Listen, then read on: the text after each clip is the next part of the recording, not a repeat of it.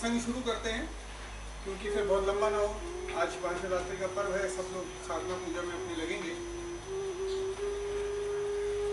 तो अक्सर प्रश्न पूछते हैं कि अभयता कैसे आए, डर कैसे खत्म हो। विशुद्ध ज्ञान में अलग इसका उत्तर है, उसको भी हम नहीं लेते हैं। हम कथा से समझने का प्रयास करते हैं। एक बार एक ज्ञानी अपनी स्त्री के साथ किसी नगर की ओर प्रयाण कर रहे थे और रास्ते में एक नदी पड़ी। उस नदी को पार करने के लिए नौका का सहारा लेना पड़ा और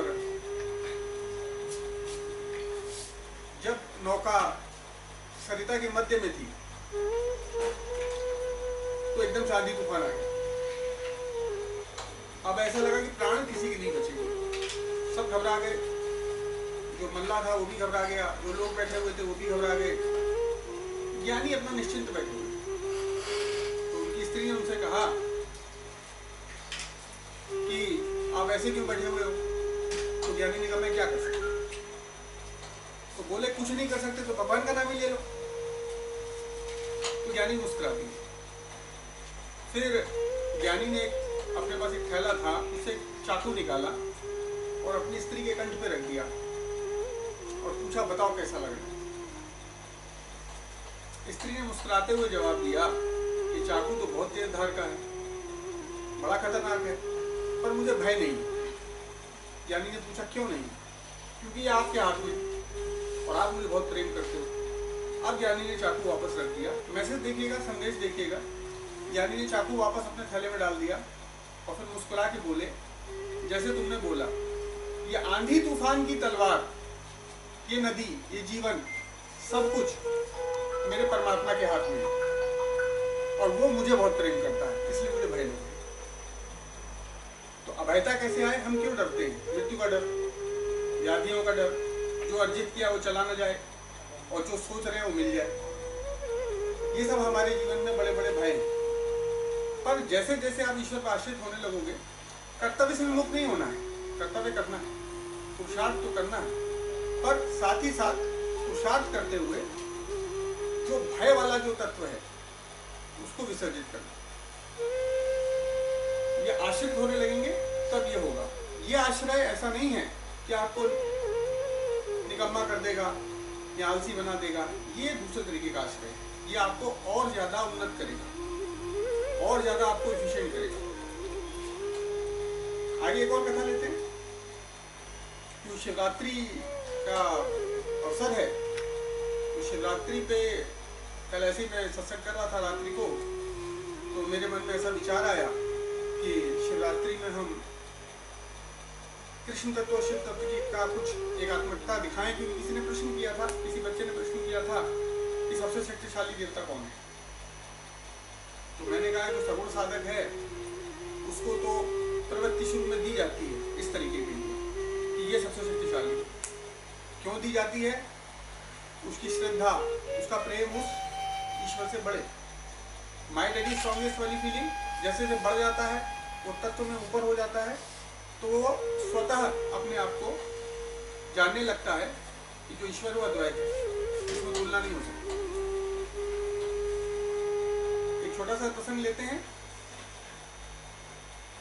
एक बार संत कबीर कहीं से सत्संग करते हुए चले आ रहे थे, मन ही मन में भजन गा रहे थे, तो एक छोटी सी गली पड़ी और वो गली कुछ युवा स्त्रियों द्वारा घेर ली गई। धीरे धीरे चल रही थी। कबीर साहब की गति थोड़ी सी तेज थी, तो स्त्रियां आपस में वार्ता करते हुए जा रही थी। उसमें शायद किसी एक स्त्री का विवाह तय हुआ था या मंगनी हुई थी। वो सबको अपनी नथनी दिखा रही थी।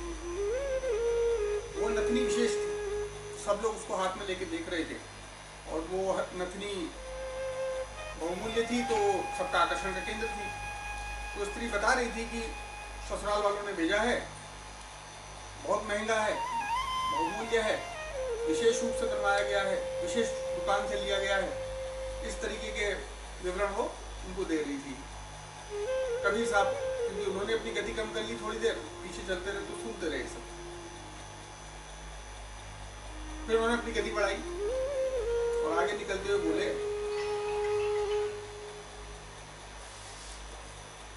नथनी दीनी यार ने तो चिंतन बारंबार, नाक दीनी करतार ने ठाकुर दियो विसार।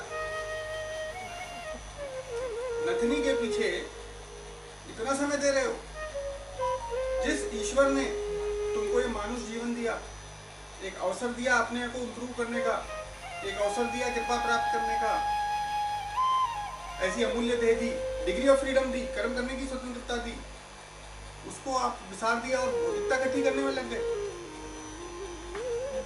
आश्चर्य, आश्चर्य है, परंतु लोक जीवन में सामान्य है, एक तत्वज्ञ के लिए आश्चर्य है। अब थोड़ा सा शिवरात्रि तत्व की बात करते हैं। शिवरात्रि तत्व आप लोगों ने सुना ही होगा, सत्संग मैंने किया हुआ है उसको, उस पर मैं अधिक नहीं जाते हुए कृष्ण तत्व शिव तत्व की एकात्मकता को बताता हूं आपको। शिव शा ई व, ये जो ई है ना, ये ईश्वर है। ई निकाल दो, क्या बचता है? उस ईश्वर के बिना, उस चेतनता के बिना, उस आत्मा के बिना आप सब शव। इसी को भगवान कृष्ण ने कैसे कहा है, वैसे मैंने अध्याय सप्तम आप सबको पढ़ाया हुआ है, छोटा सा प्रसंग उसका लूंगा और इसी ईश्वर के महत्व को हम फिर से एक बार छोटे में सुनने का प्रयास करेंगे।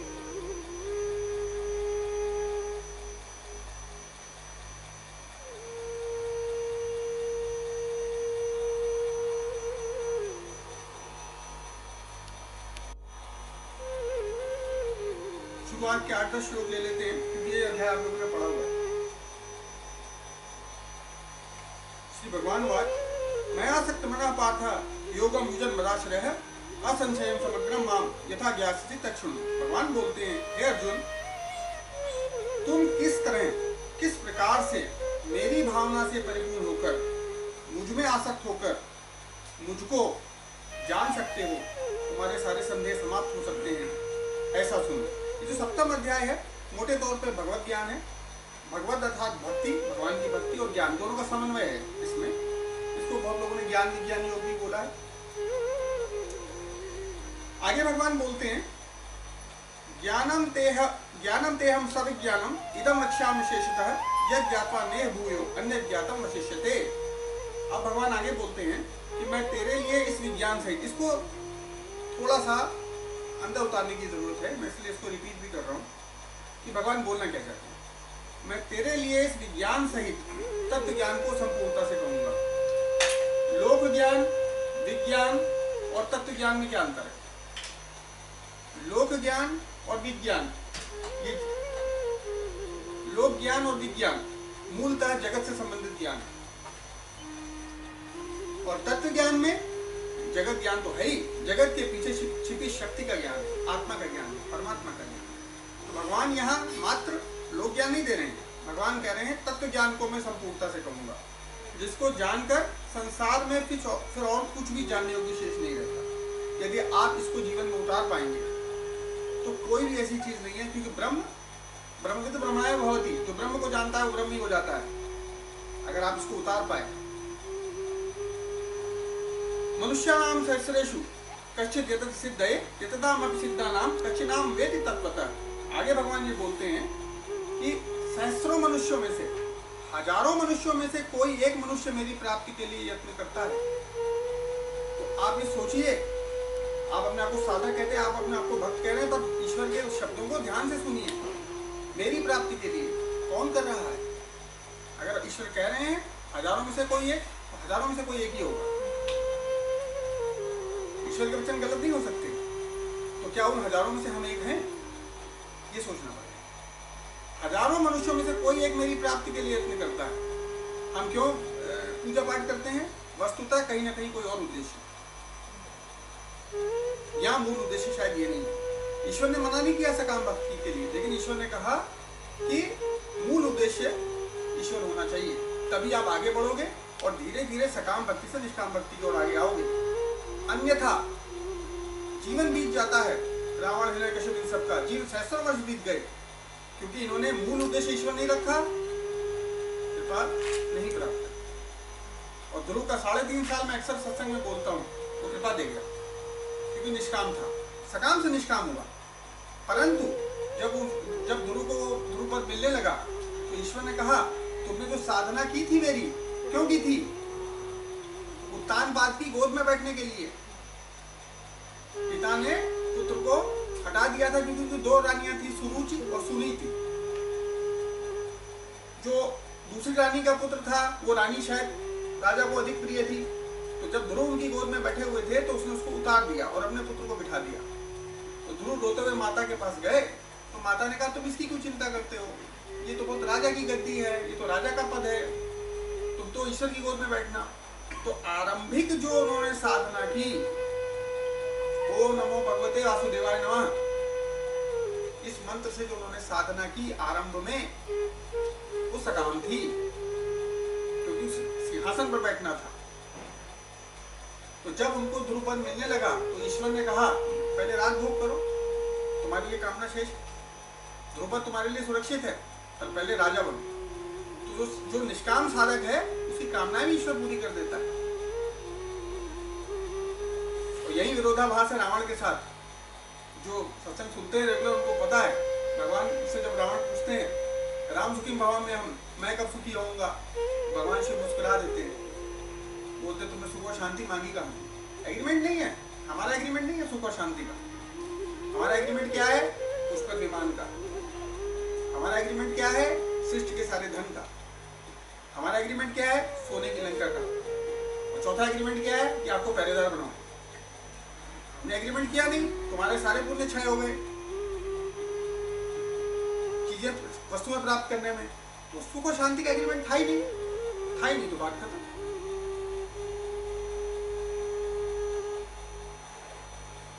तो भगवान बोलते हैं, उन यत्न करने वाले सहस्त्रों योगियों में से कोई एक मेरे पारायण होकर मुझको तत्व से जान पाता है। अब जो यत्न कर रहे हैं, वो कर्म तो कर रहे हैं यत्न करने के लिए, पर क्या होता है, ये कर्म आपके संचित होते जाते हैं। जब आपके कर्म प्रौढ़ हो जाते हैं, जब आप इतना ज्ञान प्राप्त कर लेते हैं कि ब्रह्म के तत्व से आप डूब जाते हैं, तो आपको ईश्वर की कृपा मिल जाती है। अब ई क्या है और शव क्या है? सब कुछ ईश्वर से रचित है, और शव क्या है, ई क्या है, इसको कृष्ण भगवान के तत्व में हम समझेंगे। भूमिरापो नलो वायु हम मनो बुद्धिरेव च अहंकारम इति यम्ये भिन्ना प्रकृति अष्टधा अपरिमित स्तमन्याम प्रकृतिम विद्धि में पराम जीभूता महाबाहो ये इदं धारते जगत। ये जो प्रकृति है, ये अष्टधा है, 8 एलिमेंट से बनी हुई है, बड़ी मनोहारी है, पर शव है। पृथ्वी जल अग्नि वायु आकाश, मन बुद्धि और अहंकार। पहले 5 भूत आ गए, दूसरा मन बुद्धि और अहंकार। यह 8 प्रकार से विभाजित मेरी ही प्रकृति है, पर इससे मैं प्राप्त नहीं होता। यह 8 प्रकार के भेदों वाली, अर्थात अपरा, अप्राप्ति शव है। ये माया है मेरी, इसको काटोगे तो परा प्राप्त होगा, अदरवाइज इसी में प्राण त्याग दूंगा। मकड़ी जैसे जाला बनाती है ना, तो कीट मकोड़े आते हैं, वो फंस के उसी में प्राण त्याग देते हैं। फिर मकड़ी को आप काल मान लो, काल आके खा जाता है। जो इन जालों का अतिक्रमण कर देता है, जो इस तिलस्म को भेज देता है, इस इंद्रजाल को भेज देता है, कृपा उसको ही मिलती है। तो भगवान मना नहीं कर रहे, माया भी मेरी है, पर ये अपरा है, ये परा नहीं है। ये तो मेरी परीक्षा है, सब मेरे पुत्र हो, पर जो इस परीक्षा में प्राप्त होगा मैं तो उसी के लिए है। ये 8 प्रकार के भेदों वाली अपरा अर्थात मेरी जड़ प्रकृति है, जड़ है ये, परंतु इससे एक दूसरी भी प्रकृति है जिससे सारा जगत धारण किया जाता है। हम सब क्यों चल रहे हैं, हम सब क्यों देख रहे हैं? हमारी आंखें ठीक है। हम क्यों सुन पा रहे हैं? हमारे कान ठीक हैं। कान को सुनने की शक्ति कौन दे रहा? हम सबको चलने की शक्ति कौन दे रहा है? पैर की शक्ति है।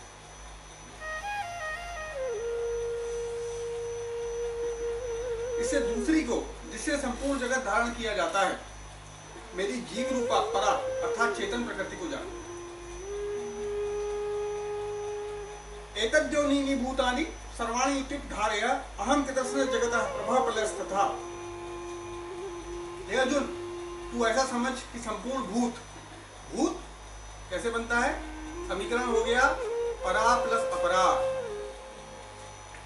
भूत मतलब परा में अपना समन्वित कर दिया, समन्वय कर दिया, तो भूत है। या और ज्यादा सरल भाषा में बोलूं तो पदार्थ प्लस आत्मा। सारे भूत जो हैं इन दोनों प्रकृतियों से ही उत्पन्न होते हैं और मैं ही संपूर्ण जगत का प्रभाव तथा प्रलय हूं अर्थात संपूर्ण जगत का मूल कारण हूं। ये है ये कृष्ण तत्व शिव तत्व में समेटता बता रहा हूं आपको। ये है, बाकी सब शव है। शव मतलब अपरा, ई मतलब परा। बहुत अच्छा हमें डिफरेंस पता चल गया जो कि पहले नहीं पता चलता था, परा और अपरा।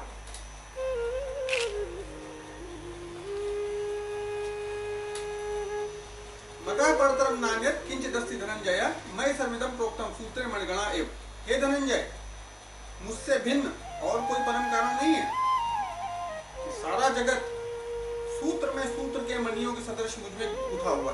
कभी आप एक मोती देखे जिसे धागे में पिरो रहते हैं, मोतियों को कौन संभाल रहा है? धागा। धागा टूट गया तो मोती वैसे ही खत्म हो जाएंगे, पर मोती को भ्रम हो जाता है कि धागे को मैंने संभाला। अब वो ई क्या है? वो ई क्या है? वो परा क्या है? वो भगवान बता रहे हैं। रसोहम अप्सु कौन्तेय प्रभास्मि शशि सूर्यो प्रवाह सर्वेदेषु शब्दाख्ये पौरुषम निषु। हे अर्जुन, जल को आप क्यों पीते हो? अगर जल फांसी सा लगे या अजीब सा टेस्ट आए तो आप जल पियोगे? जल की को आप क्यों पियोगे? क्यों धारण कर पाओगे अंदर? जल में मैं रस हूं। चंद्रमा और सूर्य को आप क्यों आइडेंटिफाई करते हो? चंद्रमा और सूर्य में ऐसा क्या है? कैसे पहचान क्या है? प्रभा।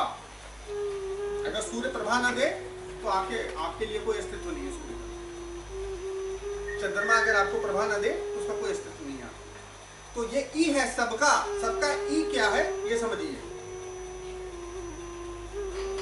आपकी चेतनता आपका ई है, आपकी जड़ता आपका ई नहीं है जिसके लिए आप पूरा जीवन व्यर्थ कर देते हो। चंद्रमा और सूर्य में प्रकाश हूं, संपूर्ण वेदों में ओंकार हूं। सारे वेद के जो भी मंत्र हैं सब ओम से शुरू होते हैं। ओम क्या है? थोड़ा सा शिव पुराण की भी बात करेंगे। संपूर्ण वेदों में ओंकार हूं, आकाश में शब्द हूं और पुरुषों में उनका पुरुषार्थ हूं। तो अगर ई से अपने आप को जोड़ना है तो अपने सामर्थ्य में पुरुषत्व के पास जाइए। पुण्यो गंधः पृथिव्याम चते दक्षास्मि भावसौ जीवनम सर्वभूतेषु तपश्चास्मि तपस्विषु। मैं पृथ्वी में पवित्र गंध हूं। अग्नि की कैसे पहचान होती है? उसके तेज से, उसकी ऊष्मा से। संपूर्ण भूतों में उनका जीवन हूं, चेतनता हूं। और तपस्वी को कैसे पहचानेंगे? ये तपस्वी है तब। तो जो मूल ई है वो क्या है? वो भगवान है। बीजम माम सर्वभूतानां विद्धि पार्थ सनातनम पुत्र बुद्धि मतामस्मि तेजस्ते सुनामहम्। हे अर्जुन, तू संपूर्ण भूतों का सनातन बीज, सब में जो प्राण है, जो चेतनता है, वो मेरे से ही शक्ति पा रहे हैं। उस ई को पहचानो, नहीं तो शव। अगर उस ईश्वर से आप नहीं तादात्म्य में स्थापित कर पाए, उस ई को आप पहचान ना पाए, तो सब शव है। तो संपूर्ण भूतों का सनातन बीज मुझको ही जान। मैं ही बुद्धिमानों की बुद्धि और तेजस्वियों का तेज हूं। बलम बलवताम चाहम काम राग विवर्जितम धर्मा विरुद्धो भूतेषु कामोऽस्मि भरतर्षभ। हे भरत श्रेष्ठ, मैं बलवानों का आसक्ति और कामनाओं से रहित बल हूं। मैं वो बल नहीं हूं जो आतताई है, जो परेशान करता है लोगों को। मैं वो बल नहीं हूं। मैं वो बल हूँ, इसको पहचानो। अगर तुम बल का प्रयोग ऐसे कर रहे हो तो तुम ईश्वरीय हो रहे हो। जो आसक्ति और कामनाओं से रहित बल है वो मेरा बल है, वो मेरे से जोड़ता है, बाकी अपराध। और सब भूतों में धर्म के अनुकूल अर्थात शास्त्र के अनुकूल काम हूँ। मैं वो काम हूँ जो सृष्टि को चलाने के लिए प्रयोग किया जाता है, जो अपना वंश बढ़ाने के लिए प्रयोग किया जाता है। मैं वो काम नहीं हूँ जो विनोद के लिए प्रयोग किया जाता है।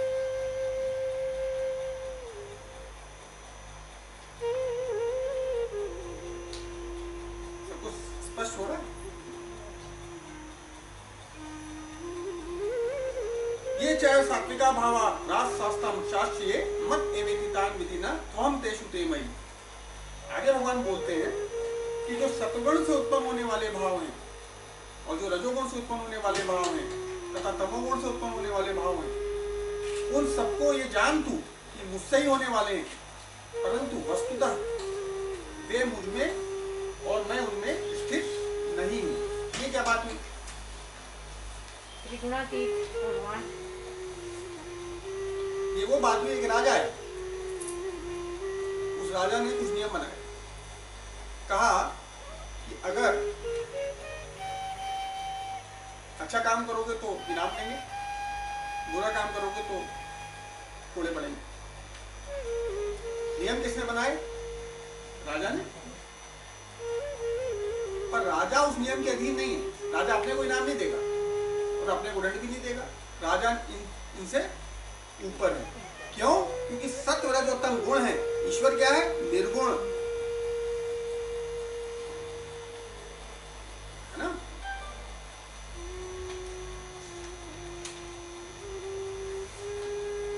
इसीलिए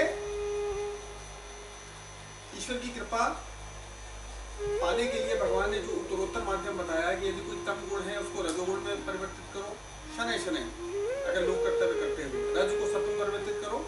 पर सत्व ही मेरी प्राप्ति नहीं कराता, सत्व से निष्काम भाव में। और ये जो त्रिगुण ये जो हैं ये मूल रूप से अपरा प्रकृति के गुण हैं। और जैसे ही इसमें आप निष्काम भाव डालते हो, अकर्ता भाव डालते हो, आप ई तत्व से जुड़ने लगते।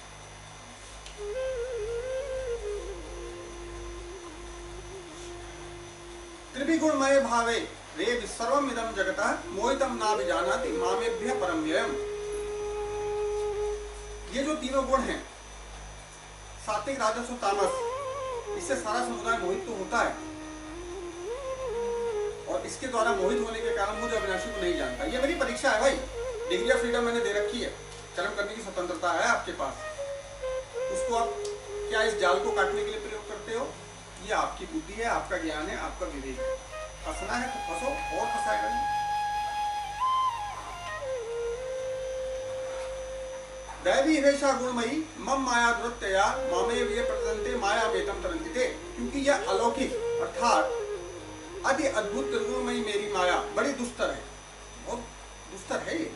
परंतु जो मुझे निरंतर भजते हैं, जो शव से विलगित होकर मुझे देखते हैं, अपने आप को देह नहीं मानते, वो मुझे प्राप्त करते। अभी अध्याय 7 का यही प्रसंग मैं शिव शब्द से आपको जोड़ना चाहता था। अब मैं थोड़ा सा शिवरात्रि तत्व भी ले लेता हूं।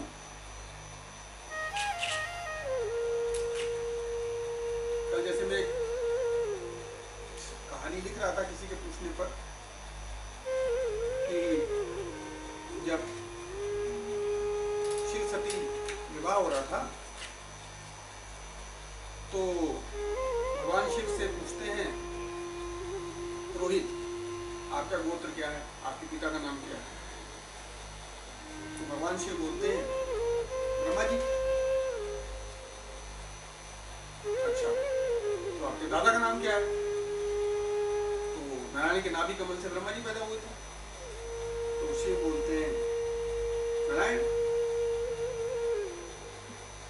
तो फिर आगे प्रश्न आता है कि आपके परदादा का क्या नाम है? अब शिव मुस्कुराने लगते, कहते वो तो मैं ही हूं।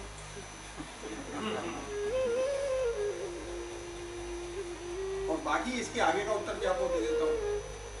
मैं अनादि हूँ, मेरा कोई गोत्र नहीं है।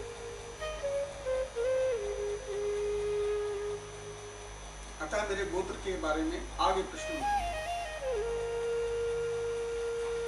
अब हम शिवरात्रि तत्व में आते हैं। ये प्रसंग मैंने शायद बहुत पहले 2014-15 में जब हम लोगों ने सत्संग की शुरुआत की थी, उसको लिया था श्री शिव पुराण के भगवान के वचन है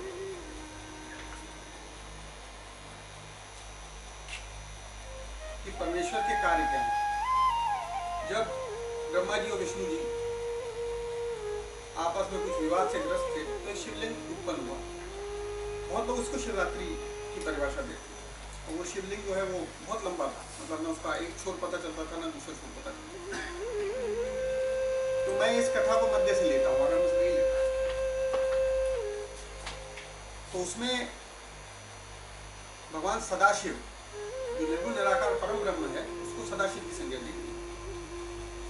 भगवान सदाशिव से वो पूछते हैं कि यदि आप परमेश्वर हैं, आप ब्रह्म हैं, तो आपके कार्य क्या? तो ब्रह्मा जी और विष्णु जी को ज्ञान देते हुए भगवान सदाशिव बोलते हैं कि परमेश्वर के 5 कार्य हैं, 5 कृत्य हैं परमेश्वर के। पंचभूत सृष्टि है तो मेरे कार्य भी 5 हैं। पहला कार्य है सर्ग अर्थात सृष्टि, उद्भव। सृष्टि या सर्ग के लिए जो सबसे ज्यादा महत्वपूर्ण तत्व है वो मृदा है, मिट्टी है, सॉइल है, पृथ्वी है। यह कार्य ब्रह्मा जी आपको मैंने सुपुर्द किया।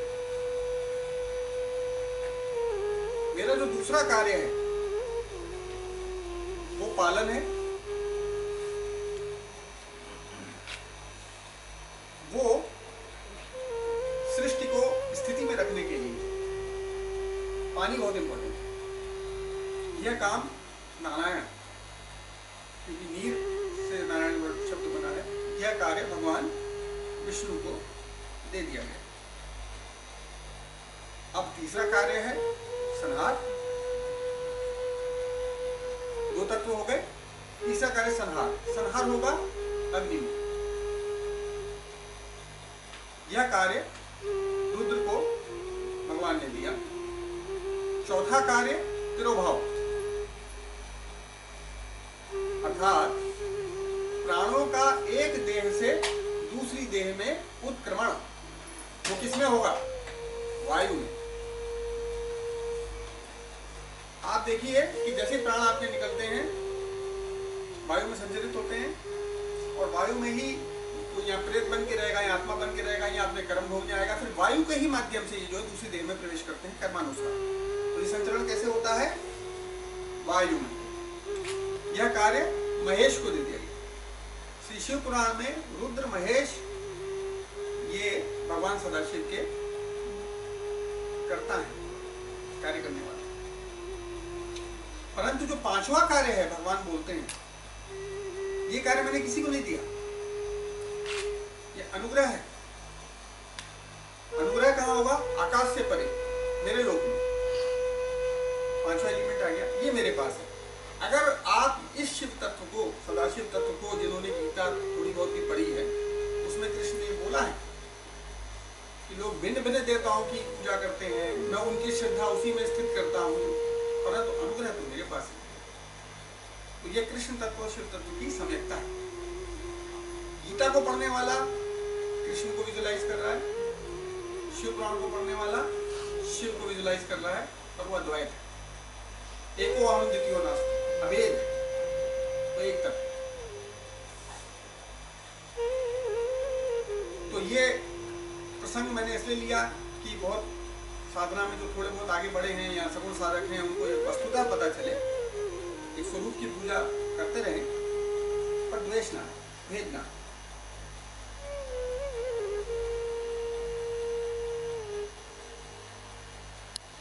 शिव का जो बताया ना, एक बार मोटा मोटा बता दीजिए। शिव की और है, ये थोड़ा सा मैं उस टाइम नहीं कर पाया। शिव जो शब्द है इसका अर्थ है कल्याण। तो कल्याण कब होगा? जब रियलाइज करेंगे कि श ई अर्थात ईश्वर, अगर ई निकाल दें तो शव शेष रहता है। अगर आप शव की प्रवृत्तियों में ही उतर जाएंगे, खाली भौतिकता में ही चले जाएंगे, तो ई तत्व विस्मृत हो जाएगा, आप भूल जाओगे। ठीक है, इसी का विवेचन हमने फिर गीता से लिया। इसमें भगवान कहते हैं मेरी दो प्रकृतियां हैं, एक परा और एक अपरा। अपरा प्रकृति भी मेरी ही है ना, जो पृथ्वी जल अग्नि वायु आकाश, ये 5 भूतों से आपकी देह बनी है। मन बुद्धि अहंकार, मन भरमाता है, बुद्धि भ्रमित करती है ना, ये भी मेरी ही प्रकृति है। पर ये अपरा है, ये प्राप्त नहीं कराएगी, अपरा, अप्राप्ति। प्राप्ति कौन कराएगी? परा प्रकृति, जो आपके अंदर बैठा मेरा अंश है, ईश्वर अंश जीव अविनाशी। उसको आइडेंटिफाई करो, उससे बात करो, उसको जानो, जिसको आत्म साक्षात्कार। जैसे जैसे आप वो जो ईस्ट वर्ड है वही आपको शिव बना सकता है। और जो शिव शब्द है वो सगुण साधक के लिए एक भस्म लगा के बैठा हुआ है, वो अच्छी बात है। पर वास्तविक परमार्थ में अगर तत्व में देखें तो आप भी शिव हो सकते हो। ब्रह्म ब्रह्मणाय भवति, जो ब्रह्म को समिकता से जान जाता है वो ब्रह्म ही हो जाता है ना। सोहम सह अहम, संधि खोल दीजिए। सह अर्थात वह, अहम मतलब मैं हूं। शिवो हम, शिवः अहम। ऐसे नहीं कह सकते जब तक वो ई से आपका तादात्म्य नहीं बना, है ना। ईश्वर तो बहुत दयालु है ना, वो कहते हैं ब्रह्म पद मिल गया, वो अपना पति दे देता है। इससे बड़ा दयालु क्या हो सकता है? वो अपने पद को ही दे देता है। इसीलिए बोलते हैं ब्रह्म तो ब्रह्मणाय भवति, वेदांत का वचन है। और कोई जी, एक भिखारी था, वो रेलवे स्टेशन पे भीख मांगता था और उसका जीवन यापन बड़ी मुश्किल से होता था। उसकी भीख मिलती नहीं थी और आवाज आ रही है सबको, उसकी दूरी से कोई समस्या तो नहीं। तो भीख मांगता रहता था, पर उसके उतना घर चलना बड़ा मुश्किल से हिसाब किताब हो पाता था। एक दिन उसने देखा एक बड़ा अच्छा कपड़े पहने हुए आदमी ट्रेन में चढ़ रहा, भीख मिल सकती है, उसके पास चला गया। बोला महाराज भीख दे दे। तो भिखारी को उन्होंने देखा, उस व्यक्ति ने, और पूछा कि भीख तो मैं दे दूंगा, तुम भी मुझे कुछ दे दो। तो भिखारी ने कहा मैं तो भिखारी हूं, मैं तो आपको कुछ दे नहीं सकता हूं, मैं क्या दूंगा। उस व्यक्ति ने कहा नहीं देखो भाई, प्रकृति का नियम है, मांगने का अधिकार उसी को है जो कुछ देने की प्रवृत्ति रखता है। उस हिसाब से तुमको मांगने का अधिकार नहीं है। मैं तो व्यापारी हूं, मैं तो लेन देन में विश्वास करता हूं, कुछ मुझे दे दो तो मैं भी आपको कुछ दे दूंगा, पर ऐसे नहीं दूंगा। ये कह के वो चला गया। उस भिखारी के दिमाग में वो सब चलता रहा। तो उसने बहुत सोचा मैं किसी को क्या दे सकता हूँ, मेरे पास कुछ है ही नहीं देने के लिए। फिर उसको ध्यान आया कि स्टेशन से लगा हुआ एक बगीचा है, उसमें बड़े सुंदर सुंदर फूल है। उसने फूल तोड़ने शुरू किए और जो उसको भीख देता था उसको फूल दे दिया। लोग ज्यादा भीख देने लगे कि भाई उनको अच्छा लगता था कि एक आदमी फूल दे रहा है, तो थोड़ा सा। एक दिन फिर वही व्यक्ति मिला जिसने उसको कहा था कि क्या दे सकते हो, उसने उसको फूल दे दिया और बोला आपने मुझे बोला था कुछ देने की प्रवृत्ति रखो, तभी मांगने का अधिकार है, आपको। वो बड़ा खुश हुआ, उसने उसको अच्छे से भीख भी दी और बोला कि हाँ आज तुमने मांगने का अधिकार तुम्हारा बन गया, अब तुम भिखारी नहीं रहे, तुम व्यापारी बन गए हो। तुमने भी मुझे कुछ दिया, मैंने तुमको कुछ दिया, तो अब तुम भिखारी नहीं हो। बड़ा खुश हुआ, तो उसकी पदवी बढ़ गई। वो बाहर निकला और जोर जोर से चिल्लाने लगा कि मैं भिखारी नहीं हूँ, मैं व्यापारी हूँ, और शंखनाद सा करने लगा, जोर जोर चिल्लाने लगा। तो लोगों ने कहा भाई समझ गया है, सरिया गया है ना, समथिंग। तो बड़ा इसे कहते हैं, और कई दिनों तक वह दिखा नहीं। कई दिनों बाद वो व्यक्ति फिर घूमता हुआ वहां से निकला। उसको एक व्यक्ति ने रोका, वो भी अच्छे कपड़े पहना हुआ था, सूटेड बूटेड बिल्कुल। उसने बोला मुझे आपने पहचाना? उससे सेठ जी ने कहा, तो सेठ जी मिले थे उसको, बोले कि नहीं हम पहली बार मिल रहे हैं, हम कभी नहीं। उसने कहा नहीं आप पहचान नहीं रहे, हम तीसरी बार मिल रहे हैं। हम तीसरी बार मिल रहे हैं और आपसे मेरी 2 मुलाकातें हुई थी। पहली मुलाकात में आपने मुझे प्रकृति का नियम बताया था और दूसरी मुलाकात में आपने मुझे बताया था कि मैं भिखारी नहीं हूँ, मैं व्यापारी हूँ। तो अब मैंने व्यापार करना शुरू कर दिया, मैं फूलों का व्यापारी बन गया। मैं व्यापार के सिलसिले में बाहर जा रहा हूँ। ये कहकर प्रणाम करते हैं। अब हमें निर्धारित करना है, हम सबको भिखारी ही मरना है।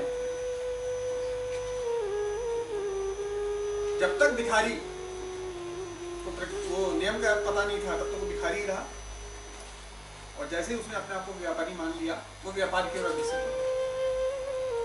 तो हम सबको मान लेना है कि भौतिकता ही हमने करनी है या हम उसके अंश हैं, हमें उसकी ओर जाना है, रियलाइजेशन करना है, उसके लिए कुछ प्रयास करना है कि नहीं करना है। सो हम वह मैं हूं। तो उस व्यापार की ओर, वास्तविक व्यापार की ओर, सच्चे सौदे की ओर जाना चाहते हो कि नहीं जाना चाहते?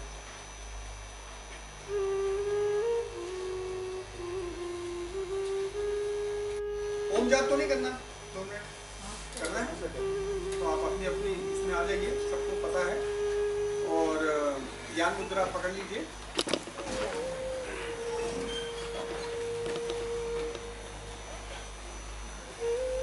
मैं थोड़ा सा आगे ले लेता हूँ। ये जो 5 कृत्य हैं, जो भगवान ने 5 काम बताए हैं, इसका संपादन करने के लिए ईश्वर बोलते हैं मेरे 5 मुख हैं, 4 दिशाओं में और 1 मध्य में। भगवान बोलते हैं मेरे उत्तरवर्ती मुख से आकार का उद्भव हुआ,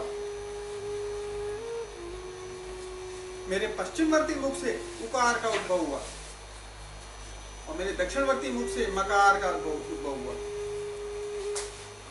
पूर्ववर्ती मुख से बिंदु का उद्भव हुआ और उसके बाद जो नाद है वो केंद्रीय मुख से। तो ओम जो हम लोग कहते हैं, ये ओम जो है ये वाच्य है सदाशिव का, ईश्वर का। उसको आवाज लगाते हो ओम से, और वाच्यार्थ क्या है ये। इसीलिए मैंने कई बार ओम का बताया है कि हंस, इसको एक हंस मानो, और ये हंस जो है आपको वहां पे जाके जो नाद के बाद जो आप फील करते हो, साउंड फील करते हो, निर्वात फील करते हो, दैट इज ओम का जो मैं एक बार बोलूंगा, इसी लय में आप लोग करिएगा।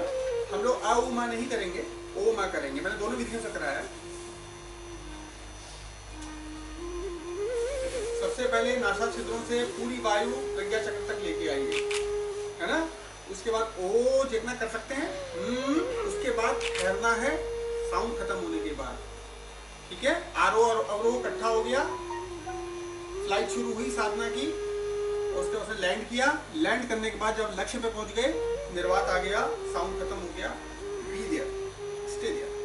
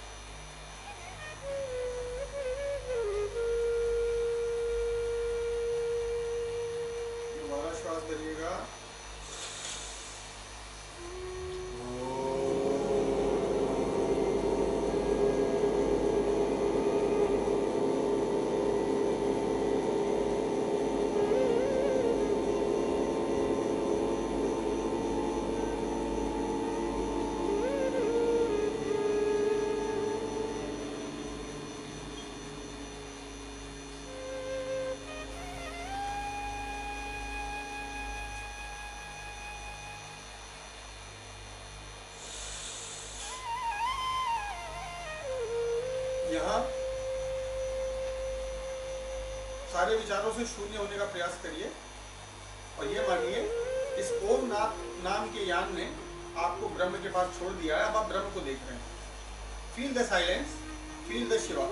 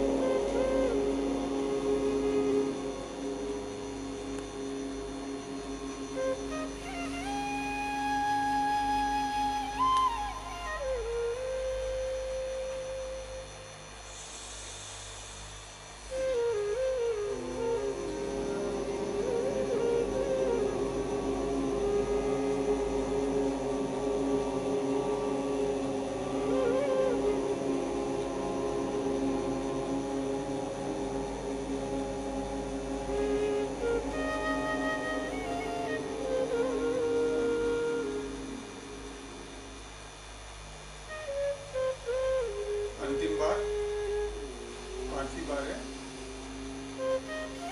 अपने अपने नासा छिद्रों से मैक्सिमम वायु भरिए और जितना हो सके उतना स्ट्रेच करिए।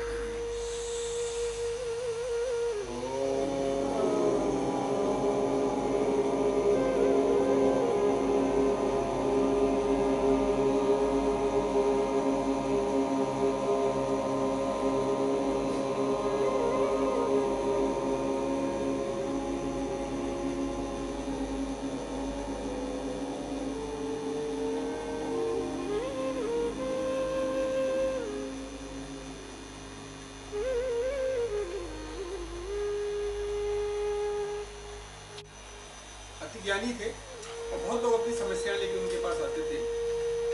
वो उनकी समस्याएं सुनते थे, फिर साइलेंस में उनको ब्लेस करते थे, आशीर्वाद देते थे।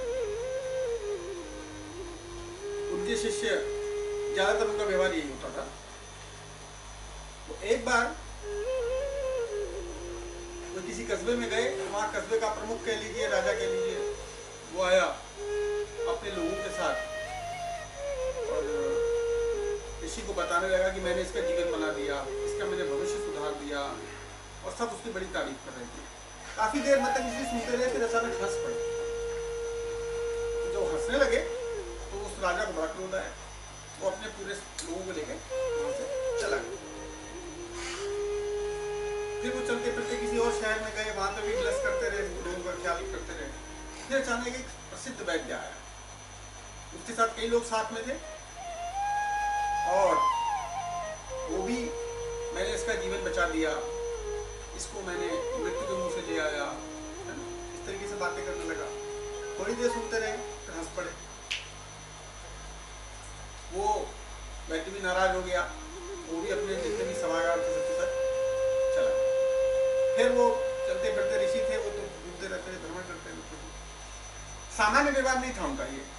फिर तीसरी जगह जब वहां पहुंचे, वहां पर एक प्रसिद्ध मंदिर का प्रसिद्ध पुजारी आया। उसके जो भी साधक भक्त थे वो भी आए साथ में। तो उसने बताया ऋषि को कि मैंने इसके पाप खत्म कर दिए, इसके सिंस से मैं इसको बाहर ले आया, मैंने इसका आत्म साक्षात्कार करवा दिया इस आदमी का, इस आदमी को मैंने ये कर दिया, इस आदमी को मैंने मुक्ति दिला दी। ऋषि सुनते रहे, फिर हंस पड़े। वो भी नाराज होकर चला गया। तो एक दिन उनके शिष्य ने पूछा कि महाराज अब तो ये तो आप व्यवहार तो आपका होता नहीं है और ये लोग तो कुछ न कुछ करके ही आ रहे हैं, आप हंस क्यों रहे हो? तो ऋषि बोले, पहले ने कहा, पहला राजा था, है ना, कि मैंने इनका भविष्य सुधार दिया, ये कर दिया, वो कर दिया, और उसे अपना भविष्य नहीं पता, वो शीघ्र मरने वाला। दूसरा वैद्य जो कहने लगा कि मैं मृत्यु से खींच लाया, ये लाया, इसको असाध्य रोग होने वाला है।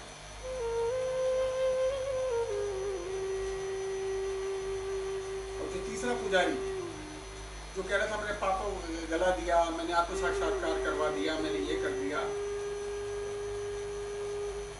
ये बहुत शीघ्र उन्मत्त विक्षिप्त होने वाला है।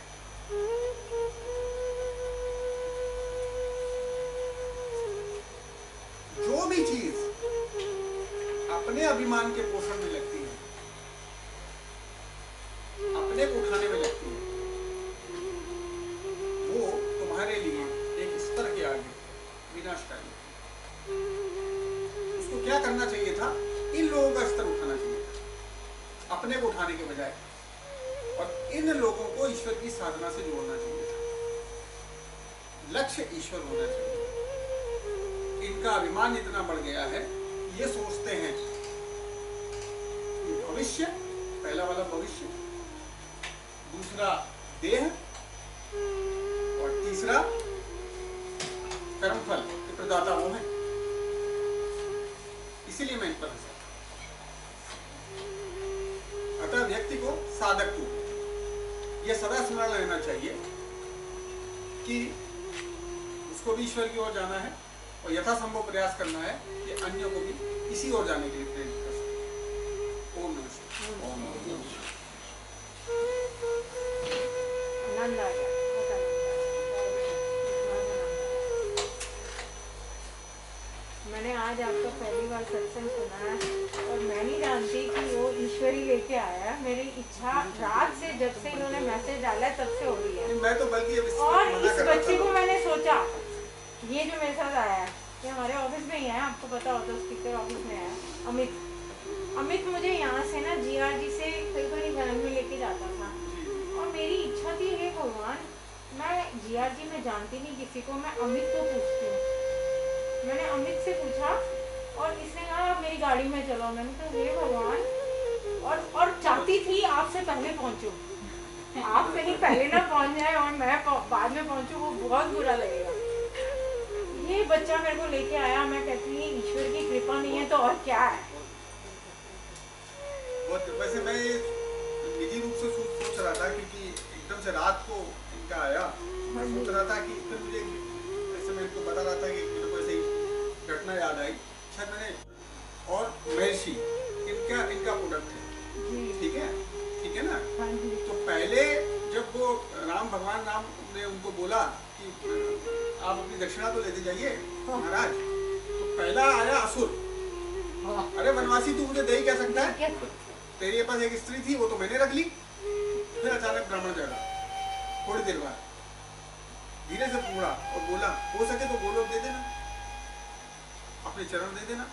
अब राम आ गए अपने पूरे तत्व में, बोले गोलोक तो उसी को मिलता है जो अधिकारी होता है, यदि तेरा अधिकार होगा तो अवश्य मिलेगा, नहीं होगा तो मैं कुछ नहीं कर सकता। ये सुन के रावण पुष्पक मार पर बैठा और चला गया।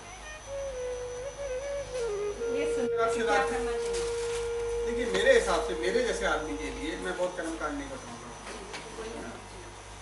आपको ओम नमः शिवाय मंत्र का जाप करना चाहिए। जो सगुण साधक हैं, जो सकल साधक हैं, जो मूर्ति साधक हैं, उनको पंचाक्षरी मंत्र पढ़ना चाहिए। नागेंद्र हाराय त्रिलोचनाय भस्मांगरागाय महेश्वराय नित्य, ये नमः शिवाय पंचाक्षरी मंत्र है। और जो निर्गुण साधक है, जो लिंग साधक है, यूँ कह लें, उनको ओम नमः शिवाय मंत्र का जाप करना चाहिए। ओम अगर विधि से करेंगे, भगवान बोलते हैं ओम ही जो है, भगवान सदाशिव बोलते हैं, ये मेरे सबसे नजदीक ही आता है। ओम मंत्र का जाप भी करो, पर उसको विधि के साथ धारण करके और तरीके के साथ विजुलाइज करके करेंगे तो आपको बहुत आनंद आएगा। जैसे आपने अभी कराया। और पंचाक्षरी मंत्र को कितनी बार करें? जितनी बार कर लें। पंचाक्षरी मंत्र की, चलते फिरते पंचाक्षरी मंत्र की मुझे आवृत्ति याद नहीं है, 1 करोड़ या समथिंग आवृत्ति करने पर आपका आकाश तत्व का अधिकार हो जाता है। फिर उसकी और 1-2 करोड़ आवृत्ति कर श्रद्धा के साथ आपका वायु तत्व पे अधिकार हो। स्थितियां क्या हैं? यही तो है। आपने तो पहले बताया, आपने पहले बताया ये भी चलते फिरते भी आप पंचाक्षरी मंत्र कर सकते हैं।